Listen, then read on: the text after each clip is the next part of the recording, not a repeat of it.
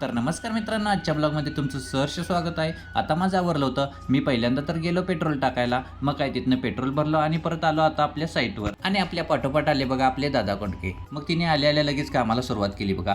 सळ्यांची तारा तोडा लागलेली आहे. मग काय तिथनं मी पण लगेच आपल्या कामाला सुरुवात केली. पहिल्यांदा तर रिंगाची मापं लावून घेऊया म्हटलं. माझी मापं सगळी लावून झाली होती, तरी पण ह्यांच्या काय तारा तुटणार बघा अजून.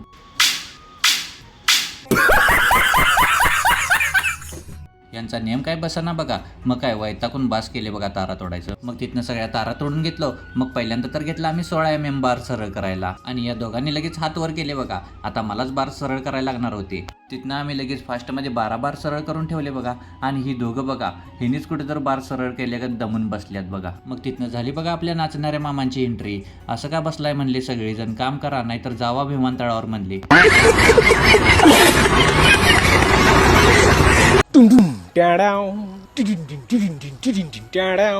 त्यांना पाहिजे होती ट्यूब लेवल घेतली. आता दुसऱ्या साईटवर बांधकाम लावायला चालले होते. मग काय तिथनं चहा आला, चहा पण पिऊन घेतला मस्तपैकी. मग दादा कोंडके म्हणाले मी पण एक बार सरळ करतो म्हणले. मग काय तिथनं हाणायला चालू केलं बघा.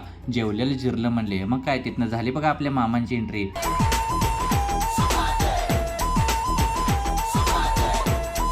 कसं आहे दणका, स्टंट कसं मारत्यात, थांबू दे गाडी म्हणलं त्यांना. 4 दिवसात आज कामावर आले होते बघा. मग त्यांना विचारलं कुठं गेला होता हो. तिने म्हणले दुबईला गेलो होतो.